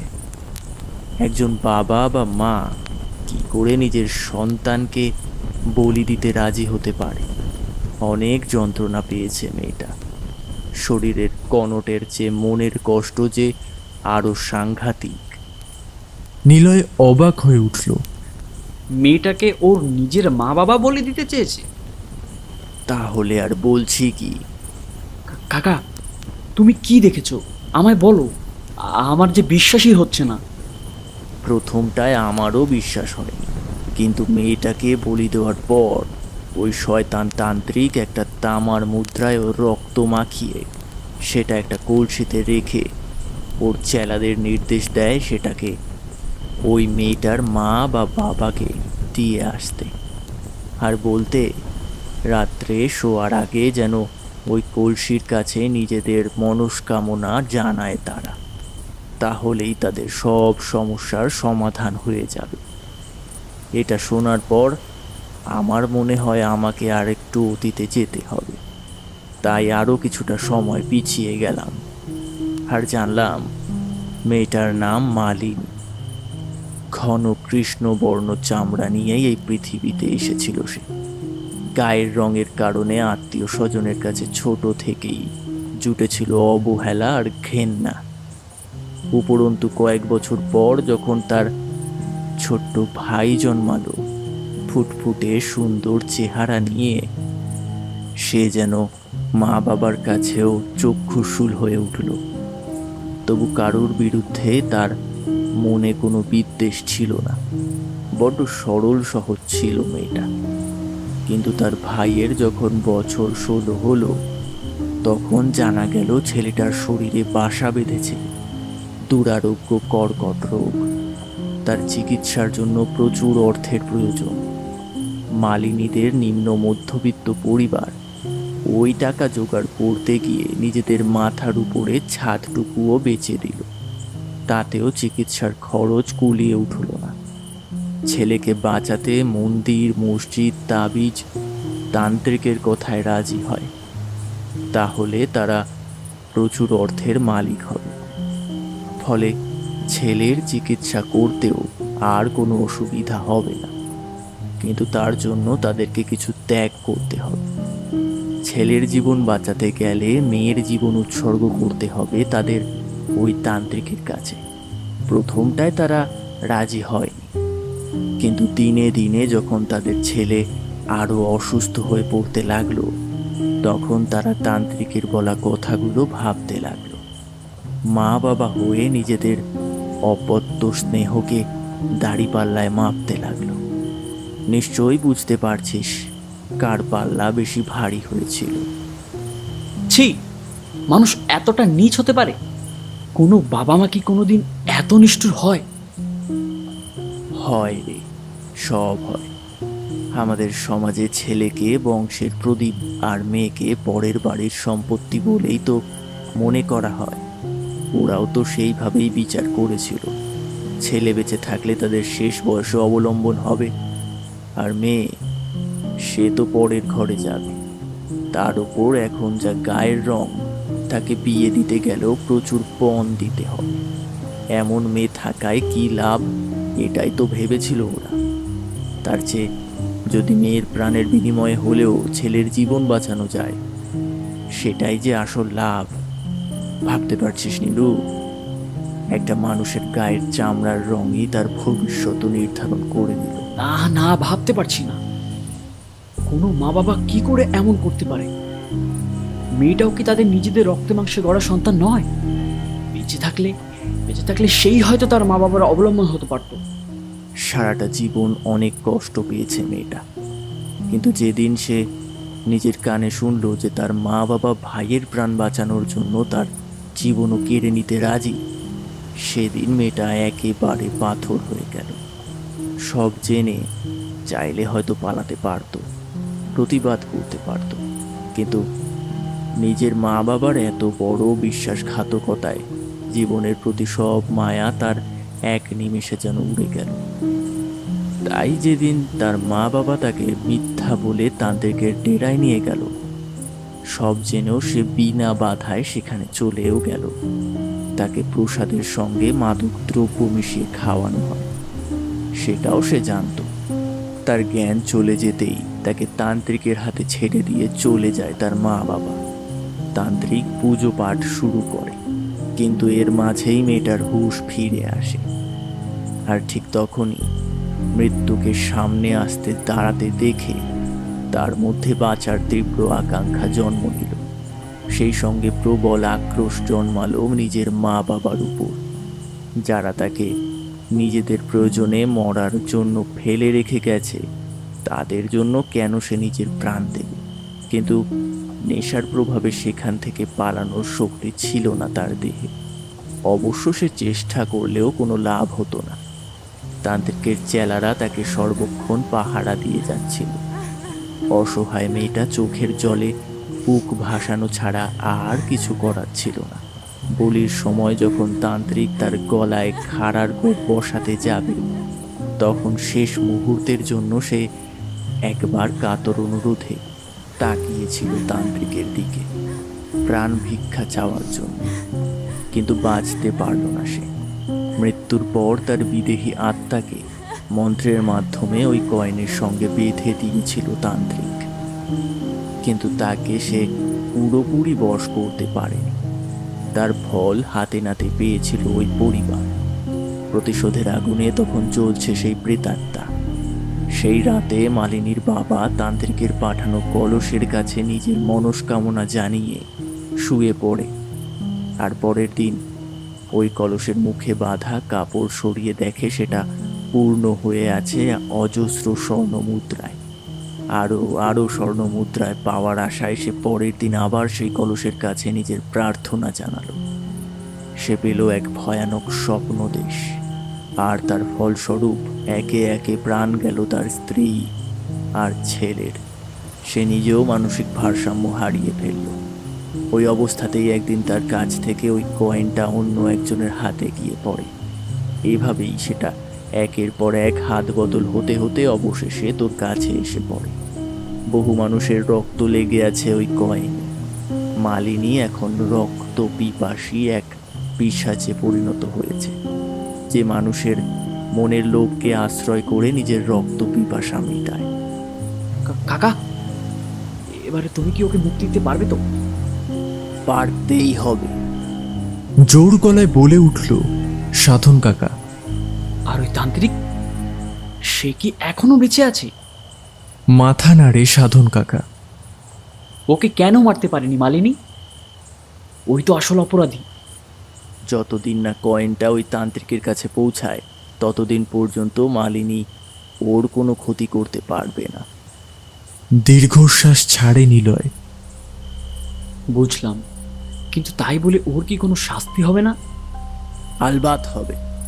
যে হাত দিয়ে ওই নিষ্পাপ মেয়েটাকে বলি দিয়েছিল সেই হাত পেতেই ওকে ওর শাস্তি গ্রহণ করতে হবে। প্রদীপের সীমিত আলোতেও নিলয় দেখতে পেল সাধন কাকার চোখ দুটো ওই ধুনির আগুনের মতো ধক ধক করে জ্বলছে। আজ অমাবস্যা, তার উপর শনিবার। এমন দিনে কেউ পথ ভুলেও কঙ্কালীতলায় আসে না। এখানে দাঁড়িয়ে আছে বহু প্রাচীনকালের এক বিগ্রহহীন ভাঙাচোরা মন্দির। গ্রামের লোকেরা বলে এমন সব রাতে ওই কঙ্কালীতলার মন্দিরের আশপাশের অন্ধকার যেন আরো জমাট বেঁধে আসে। কতগুলো ছায়া ছায়া মূর্তি মন্দিরের আশেপাশে ঘুরে বেড়ায়, যেন তারা ওই মন্দিরের পাহারাদার। ভুল করে কেউ যদি এমন দিনে ওই পথে গিয়ে পড়ে তাহলে তার আর রক্ষে নেই। ওই ছায়া মূর্তিগুলো তাকে টেনে নিয়ে যায় ওই নিকষ কালো অন্ধকারের দিকে, আর তারপর তাকে আর কখনো খুঁজে পাওয়া যায় না। সে চিরতরে ওই অন্ধকারেই হারিয়ে যায়। অথচ এমন এক অলক্ষণে রাতেই ধুলোয় ভরা মেঠো পথে নিলয় আর তার সাধন কাকা নির্ভীক পদক্ষেপে এগিয়ে চলেছে ওই পুরনো ভাঙাচোরা মন্দিরটার দিকে। তাদের লক্ষ্য স্থির, কোনো বাধাই যেন তাদের কাছে বাধা নয়।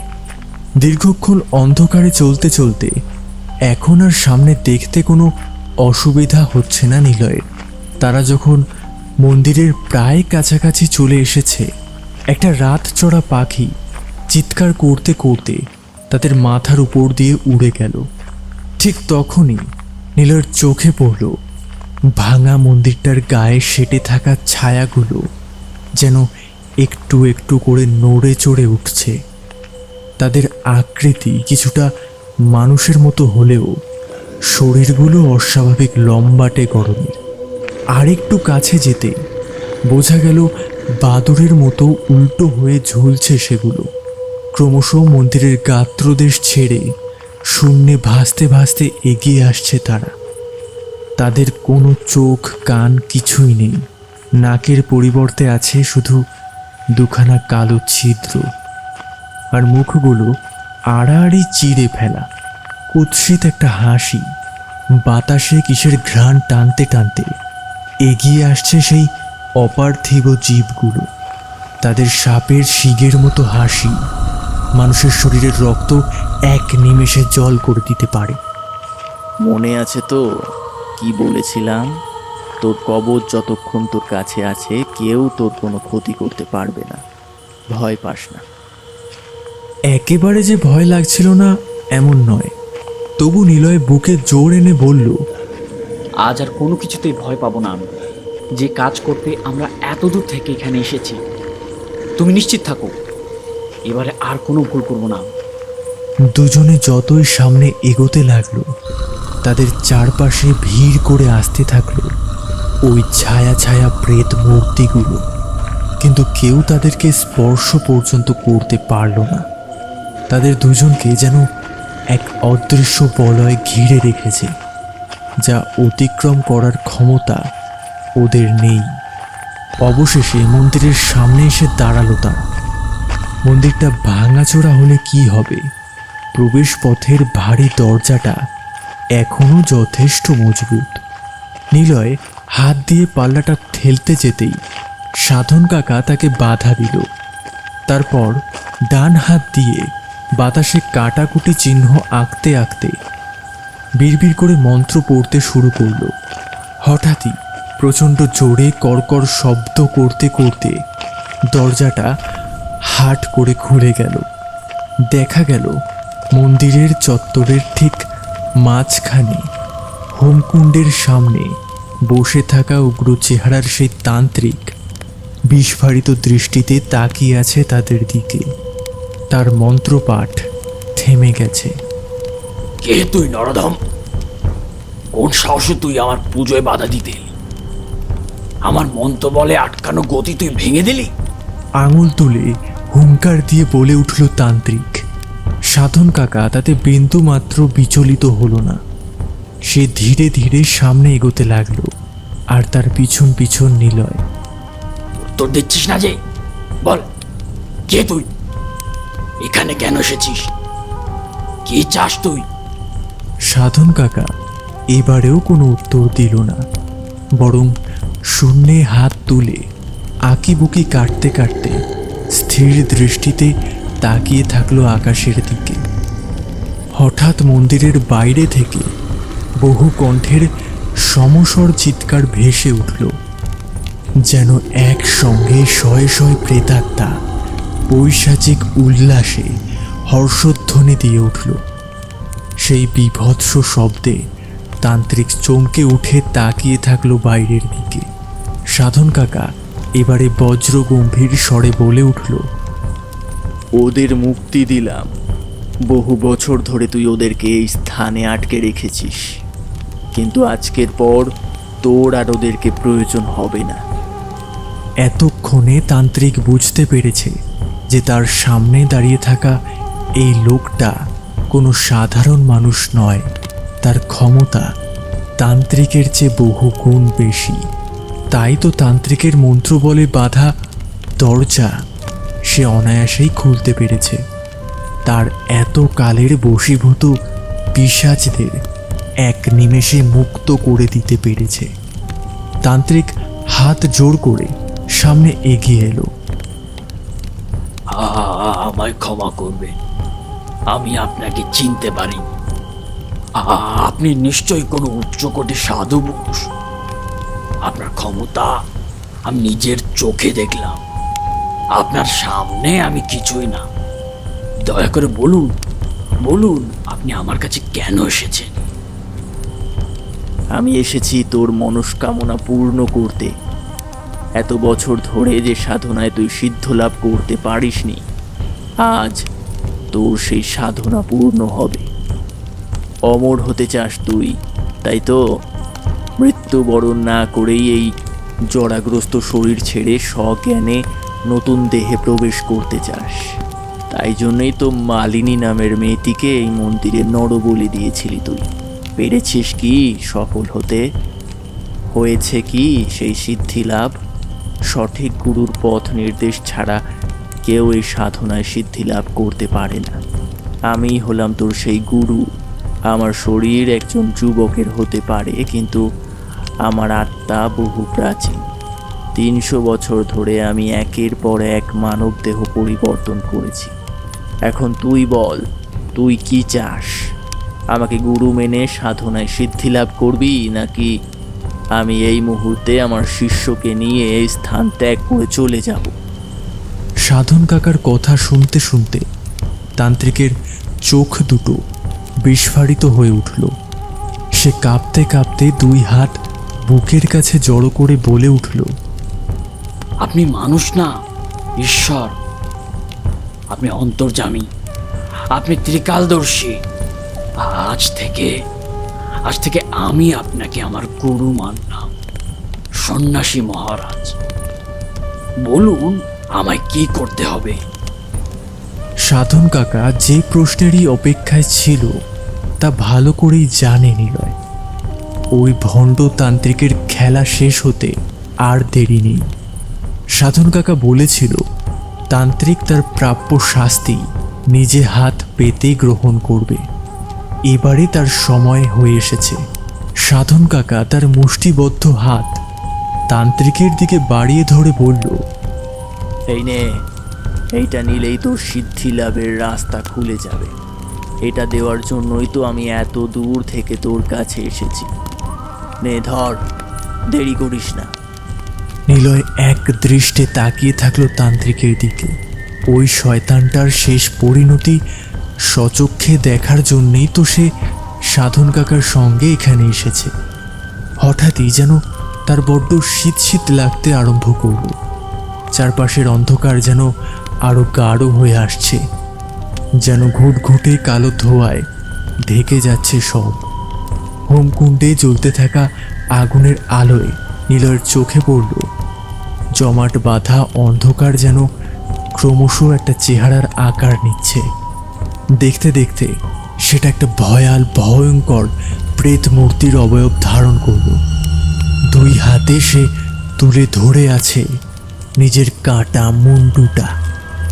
সেই মুন্ডুর চোখ দুটো ঠিকরে বেরিয়ে পড়েছে কোটর থেকে। মুখের ভিতর থেকে বেরিয়ে আসা লম্বা জিভটা বেয়ে ঝরঝর করে রক্ত ঝরছে। অন্ধকারেও চকচক করছে তার ধারালো দাঁতের প্রান্তভাগ। ওকে ওকে ওকে প্রচণ্ড আতঙ্কিত কণ্ঠে কোনো মতে বলে উঠল ধুলোয় লুটিয়ে থাকা তান্ত্রিক। সাধন কাকা তীব্র ঘৃণা মিশ্রিত স্বরে বলে উঠল, ভালো করে তাকিয়ে দেখ, দেখ ওকে। চিনতে পারছিস না তাই না? তুই তো সৃষ্টি করেছিলি ওকে। ওই তো সেই মালিনীর প্রেত, তোর মৃত্যু সমন। তান্ত্রিক নিজের শরীরটাকে মাটির উপর দিয়ে ঘষতে ঘষতে পিছনে নিয়ে যাওয়ার চেষ্টা করল, আর হাত নাড়াতে নাড়াতে অবিশ্বাসী গলায় বলতে লাগলো, না না না না না না না না না, এ কিছুতেই হতে পারে না। ও আমার বশীকরণে বন্দি। ও ও আমার কোনো ক্ষতি করতে পারবে না। সাধন কাকা বিদ্রুপ হাসি হেসে বলল, তাই নাকি? তাকিয়ে দেখ তোর হাতে কি। তান্ত্রিক চমকে উঠে নিজের হাতের তালুর দিকে তাকিয়ে দেখে তার হাতের তালুতে একটা কয়েন সেটে আছে, যেন আঠা দিয়ে বসিয়ে দেওয়া হয়েছে তার হাতের তালুর চামড়ায়। ওই কয়েনের সঙ্গেই তুই বেঁধে দিয়েছিলি মালিনীর অতৃপ্ত আত্মাকে। এখন ওই কয়েন আবার তোর কাছেই ফিরে গেছে। তুই হাত পেতে ভিক্ষা করে নিয়েছিস, তাই এখন মালিনী ওই কয়েন থেকে মুক্ত, তোর বশীকরণ থেকে মুক্ত। শয়তান, বিশ্বাসঘাতক, কে তুই? এ আমার সঙ্গে এত বড় ছল করলি? যেভাবে তুই নিজের স্বার্থ সিদ্ধির জন্য ছল করে মালিনীর জীবনটা নিয়েছিলিস, বাকি কাজটুকু সেই সম্পন্ন করবে।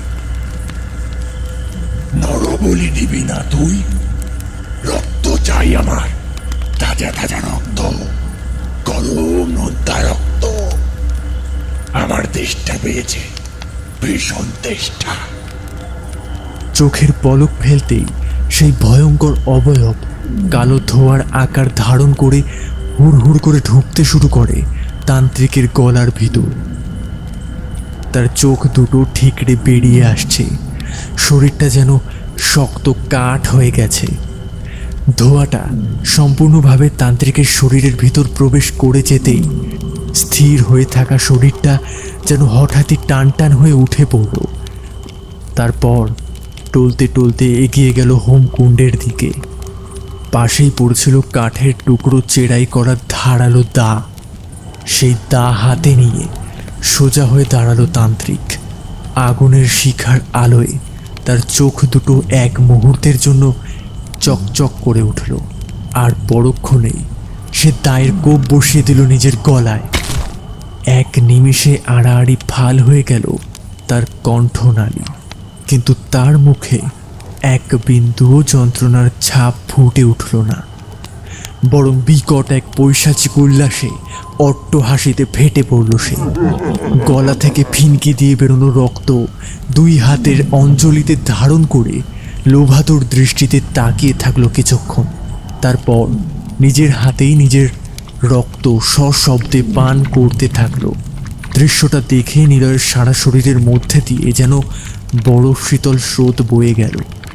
এমন সময় সাধন কাকা কয়েক পা সামনে এগিয়ে গিয়ে দুই হাত জড়ো করে অনুরোধের ভঙ্গিতে বলে উঠল, মালিনী, মাগো, আমি জানি তোমার প্রতি অনেক বড় অন্যায় করা হয়েছে, অনেক কষ্ট পেয়েছো তুমি, তাই জন্যেই তোমার মধ্যে এতখানি প্রতিহিংসা জন্ম নিয়েছে।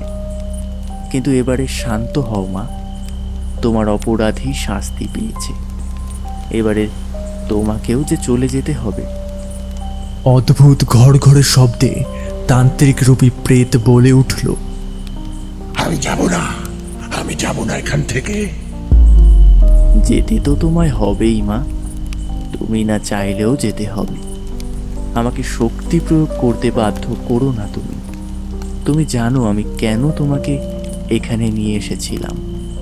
আমার উদ্দেশ্য সফল হয়েছে, কিন্তু মা, জীবন আর মৃত্যুর মাঝখানের জগতে আটকে আছো তুমি। এখানে অনন্ত যন্ত্রণা ছাড়া আর কিছুই নেই। আমি তোমার শেষকৃত্য সম্পন্ন করতে চাই, তোমাকেই এই যন্ত্রণা থেকে মুক্তি দিতে চাই। তুমি স্বেচ্ছায় আমায় অনুমতি দাও মা। বেঁচে থাকতে যারা তোমার প্রতি অন্যায় করেছিল তাদের সবার হয়ে আমি তোমার কাছে ক্ষমা প্রার্থনা করছি। তাদেরকে ক্ষমা করে নিজেকে এবারে শান্তি দাও। আমি জানি আবারও তোমার মানবজনিতে জন্ম হবে। গত জন্মে যে ভালোবাসা থেকে তুমি বঞ্চিত হয়েছ, পরের জন্মে মা বাবার কাছে সেই ভালোবাসা, স্নেহ, যত্ন অঢেল পাবে তুমি। তুমি কি সেসব চাও না? তুমি কি চাও না এই প্রেতজনি থেকে তুমি মুক্তি পাও? এবারে আর কোনো প্রত্যুত্তর এলো না। কোথাও কোনো শব্দ নেই, যেন শ্মশানের নীরবতা নেমে এসেছে মন্দির চত্বরে। বেশ কিছুক্ষণ একবারে নিশ্চল হয়ে দাঁড়িয়ে থাকার পর হঠাৎই তান্ত্রিকের শরীরটা থরথর করে কাঁপতে শুরু করল। তার অর্ধেক কাটা মাথাটা হেলে পড়ল পিছন দিকে। তার গলার কাটা জায়গাটা থেকে গল গল করে বেরিয়ে এলো কালো ধোঁয়ার কুণ্ডুলি, আর সঙ্গে সঙ্গে দেহটা কাটা কলা গাছের মতো ভেঙে পড়ল হোমকুণ্ডের আগুনের উপর। মুহূর্তেই দাউ দাউ করে জ্বলে উঠল তান্ত্রিকের প্রাণহীন শরীরটা। কালো ছায়ার কুণ্ডলিটা ততক্ষণে একটা ছায়া ছায়া মানবী দেহের আকার ধারণ করেছে। নিলয়ের চিনতে অসুবিধা হলো না তাকে। সাধন কাকা মালিনীর ছায়ামূর্তির কাছে এগিয়ে গেল। তার মাথায় হাত রেখে স্নেহার্দ গলায় বলল, আমাকে দেখাও মা, তোমার পার্থিব দেহের অবশেষ কোথায় আছে? নিলয় স্পষ্ট দেখতে পেল ছায়া মানবী দুই চোখ থেকে বালুকণার মতো চিকচিকে জল গড়িয়ে নামছে। সে হাত তুলে মন্দিরের পিছনের দিকে নির্দেশ করল। চল নীলু। বলে সাধন কাকা নিলয়কে নিয়ে মন্দিরের পিছন দিকে এগিয়ে গেল। দুজনে মিলে মালিনীর দেহের অবশেষ মাটি খুঁড়ে তুলে তার শেষকৃত্যের আয়োজন করল। মন্দিরের পিছনেই সাজানো হলো চিতা। সাধন কাকা নিজে হাতে সেই চিতায় অগ্নি সংযোগ করল। ধকধকে আগুনের লেলিহান শিখায় শেষবারের মতো যেন ফুটে উঠল মালিনীর মুখ। তবে সেই মুখে কষ্ট নেই, যন্ত্রণা নেই, লেগে আছে শান্তির এক হাসি। শেষ বিদায় জানিয়ে চলে গেল সে। কেন জানে না, নিলয়ের গলার কাছটায় কেমন যেন একটা কষ্ট দলা পাকিয়ে উঠল। আর চোখে সাধন কাকার দিকে তাকিয়ে দেখল নিলয়। সাধন কাকার চোখের কোণেও চিকচিক করছে এক বিন্দু জল।